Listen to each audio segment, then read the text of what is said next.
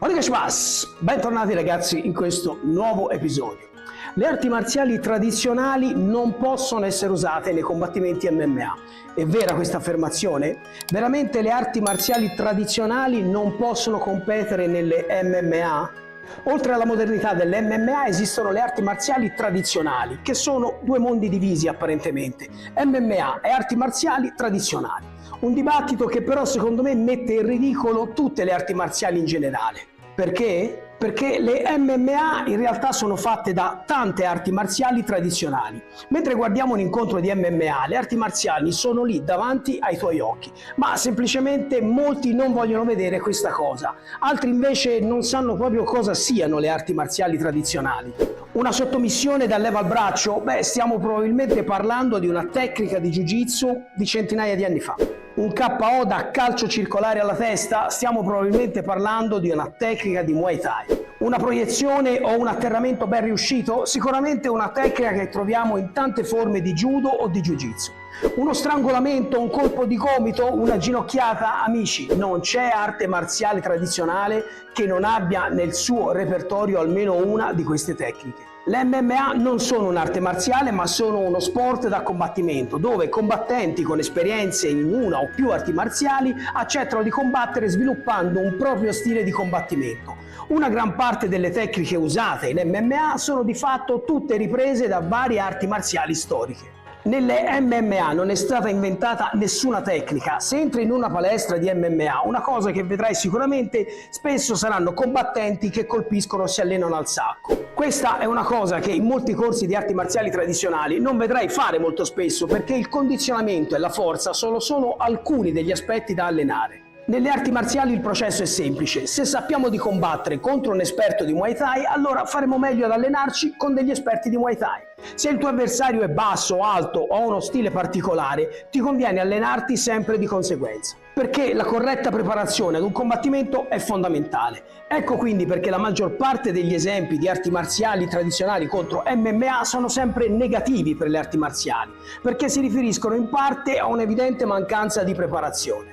Un tipico insegnante di arti marziali tradizionali che deve partecipare all'improvviso a un combattimento di MMA sarà allenato all'interno del suo dojo, ma naturalmente non è un professionista delle MMA. Sicuramente non avrà le competenze di un avversario da MMA. Questo però non accade mai nei combattimenti professionistici. I combattenti di MMA professionisti sanno sempre con chi combatteranno e si alleneranno sempre di conseguenza.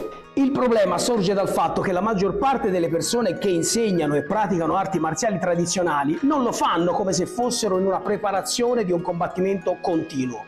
Ma questo non deve trarre in inganno sulle loro reali potenzialità.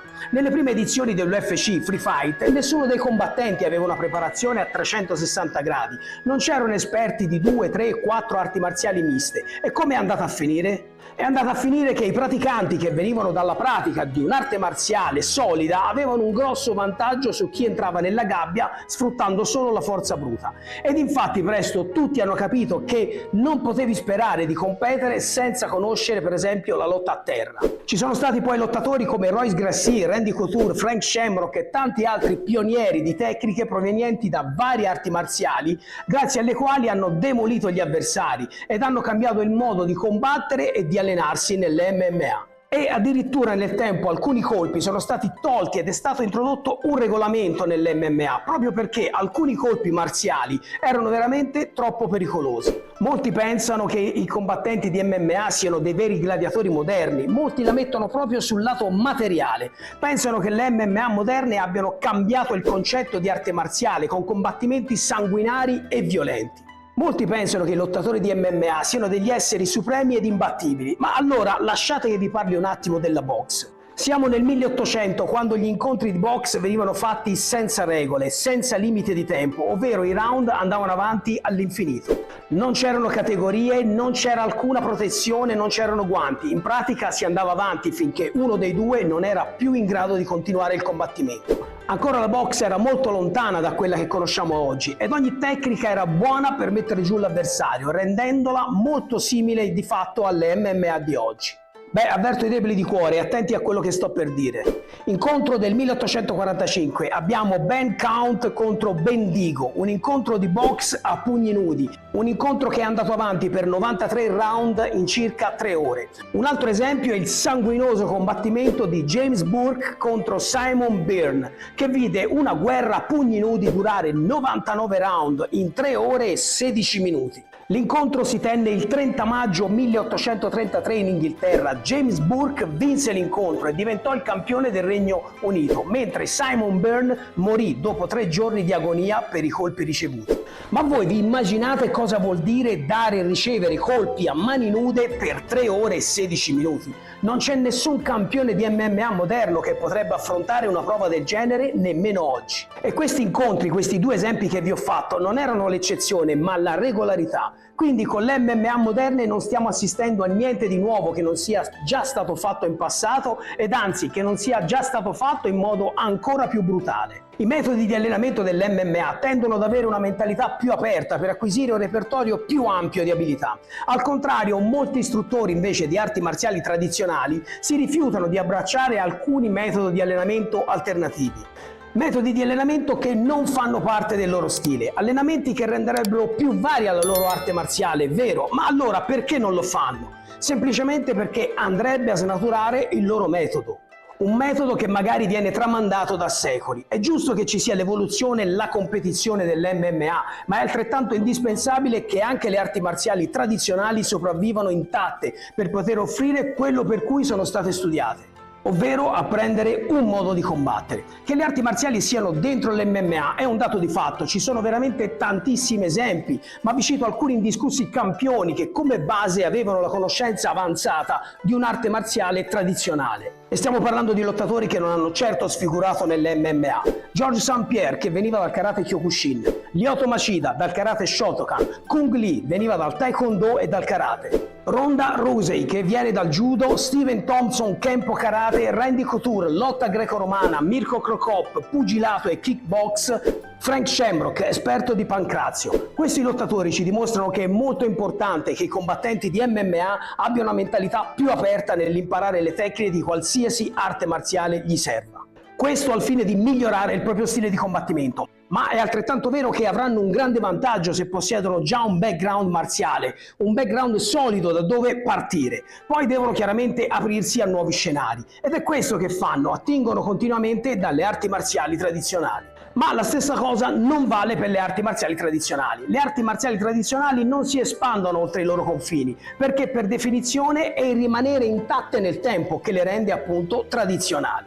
Ci sono per esempio arti marziali anche di contatto tradizionali che però non indosseranno mai guanti durante lo sparring perché infrange per esempio la loro tradizione. Ci sono arti marziali che non studiano il combattimento a contatto ma sempre solo controllato perché quella è la loro tradizione. In altre parole, se hai intenzione di combattere nell'MMA devi prepararti. Un praticante di arti marziali tradizionali non può sfidare un praticante di MMA perché non può competere, ma non è certo colpa dell'arte marziale. Il motivo è il modo in cui si preparano. A nessun praticante di arti marziali tradizionale serio verrebbe mai in mente di sfidare all'improvviso un lottatore di MMA senza una preparazione adeguata. Infatti non importa quale stile di arti marziale tu stia facendo, la cosa più importante a livello sportivo è prepararsi bene per la persona con cui combatterai. Le MMA impiegano molti metodi per sviluppare abilità di combattimento. Nelle arti marziali tradizionali l'attenzione è spesso posta invece sulla padronanza di un solo stile, di una disciplina precisa come il karate, uno stile di kung fu oppure il taekwondo. L'allenamento include inoltre la pratica ripetuta di forme o kata, che sono sequenze di movimenti predeterminate. L'allenamento del lottatore di MMA prevede invece molte fasi di sparring e di combattimento a pieno contatto. I lottatori di MMA provano tecniche e strategie valide per ostacolare il più possibile quelle dell'avversario che affronteranno. Le MMA molte volte prendono quello che gli serve da varie arti marziali che vengono combinate, permettendo così ai combattenti di essere pronti ad una variegata serie di situazioni. L'applicazione dell'allenamento delle arti marziali tradizionali è diverso, ma comunque entrambi mirano a sviluppare abilità di combattimento efficaci. Le arti marziali tradizionali mirano a sviluppare un benessere generale per il praticante, promuovendo la forma, la chiarezza mentale, la crescita interna e personale. Le arti marziali richiedono dedizione, perseveranza, non è solo una questione fisica, ma anche di resilienza mentale. Attraverso gli ostacoli che si incontrano, le arti marziali ti insegneranno a rialzarti, ad andare avanti, perché a differenza dell'MMA, che vengono praticate solo per un tempo determinato, ovvero solamente per la durata della carriera del lottatore, le arti marziali tradizionali tendono a preservare il corpo e la mente del praticante perché possa praticare arti marziali tutta la vita. E qui apro un tema di cui non parla quasi mai nessuno. Molti lottatori di MMA in avanti con gli anni, non vecchi ma che hanno deciso di ritirarsi, iniziano ad avere problemi fisici molto gravi, a volte problemi veramente gravi, problemi alla schiena, alla cervicale, alla testa, problemi alla vista. Oltre che a volte gravi problemi comportamentali come depressione e ansia e cadute nell'alcolismo o droghe. Prendiamo due grandi campioni del passato come Mark Coleman e Don Fry, due leggende dell'MMA che io ho amato fino alla follia, ma che hanno pagato a caro prezzo con la loro salute, riportando anche, se ancora giovani, problemi molto gravi a livello di salute. Problemi che gli impediscono di avere una vita normale e purtroppo questo è un lato di cui si parla poco.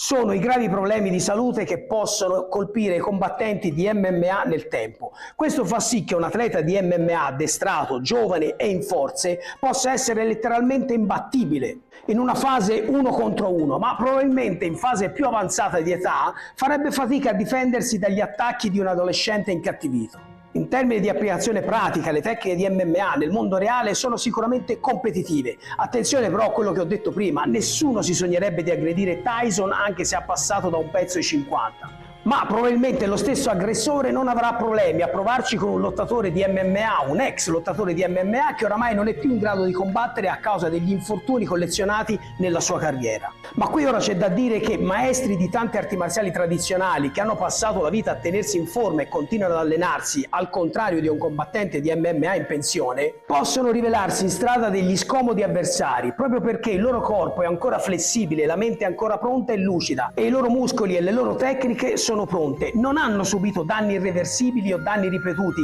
nel tempo che possono aver compromesso il loro stato psicofisico, anche se stiamo parlando di un singolo stile in particolare. Posso dirvi che ancora oggi io ho conosciuto, e potete vedere anche qui sul web, maestri di oltre 70 anni che non sfiderei mai ad un confronto, proprio perché sono ancora giovani marzialmente parlando. Quando si confrontano le MMA con le arti marziali tradizionali non bisogna mai sottovalutare nessun aspetto. È evidente che ogni metodo abbia i propri punti di forza e debolezza. Le MMA si concentrano su un approccio al combattimento più reale ed immediato, a breve termine di tempo. Cioè, seguendo quel metodo sarai forte per una breve parte della tua vita. Ma le tue condizioni psicofisiche di domani saranno in serio pericolo ed un grosso punto interrogativo. Le arti marziali tradizionali si concentrano sulla disciplina, sulla filosofia e sul patrimonio culturale, concentrandosi su un benessere generale ed una forma fisica che deve accompagnare chi le pratica per tutta la vita. In definitiva, la scelta di come praticare dipende dagli obiettivi personali. Ricordate però in ogni caso che tu faccia arti marziali o che tu faccia MMA, sicuramente riceverai delle importanti e delle splendide lezioni di vita. E probabilmente questo le rende molto più vicine di quanto si possa mai pensare. Bene ragazzi, il video finisce qui, fatemi sapere nei commenti il vostro pensiero tra arti marziali tradizionali e moderne MMA. Io vi invito ancora a iscrivervi al canale, tutti quelli che regolarmente vengono a guardare il video e non sono iscritti, a voi ragazzi non costa niente, per me invece fa molta differenza. Schiacciate quel pulsante, iscrivetevi al canale, lasciate like, condividete i miei video, ma soprattutto ragazzi lasciatemi un commento perché io leggo e rispondo a tutti i vostri commenti. E noi ci vediamo al prossimo episodio. Domo arigato!